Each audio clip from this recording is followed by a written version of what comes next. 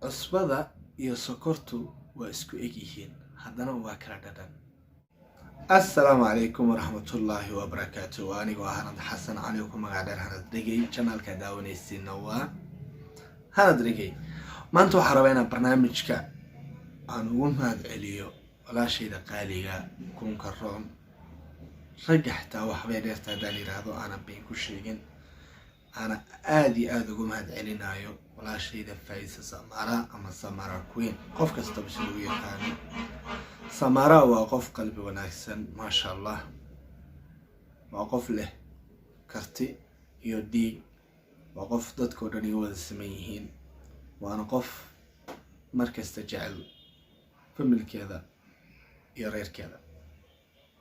waxaa jira muuqaal aan anigu aad ula qiirooday oo ay soo duubtay nolosheeda gaarka oo ay leedahay YouTube-ka maxaa igu kalifay maxamed inaan nolol qurux badan ka samaysto.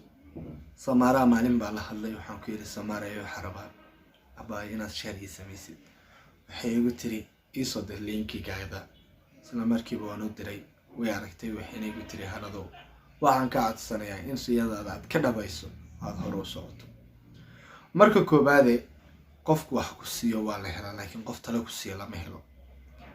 aan waxyeelad kugu daray waa dareemi kartaa maanta haddii aniga $100 aan ku siiyo $100 ugu badnaan qofka adag bil way celisaa.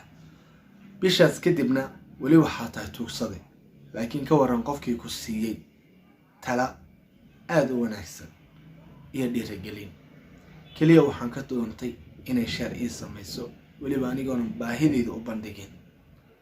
waxayna igu darta tala qurux badan oo ah inaan weligay aanan niyad jabin, aanan tabar dhigin, hore u socdo, dadaalo. kulliba way adag tahay qof kastaba inuu ku siiyo talada. kaagama mahad celin karo afka kaliya ee waxaan kaaga mahad celinayaa qalbiga. haddii aan awoodi karo maanta inaan abaalkaadi gudo walaa waan gudi lahaa. abaay macaan kun iyo kow jeer waad mahadsan tahay.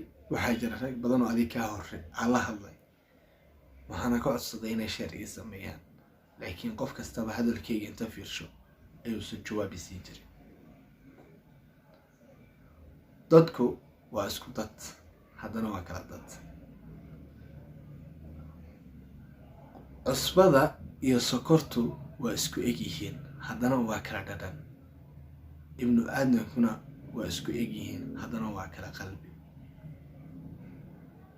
abaay macaan 1 2 3 4 ilaa 100 mar haddii aan kuu mahad celiyo xitaa uma maleeyo inaan kuu mahad celiyo. insha Allah ilaahay soo xaka barya maalin maalmaha kamida inaan abaalkaada gudo. wallahi haddaan awoodi karo caawa daqiiqad ayaan kugu gaarsii lahaa 1 million subscribes, laakiin aniga bataydu dayacan tahay.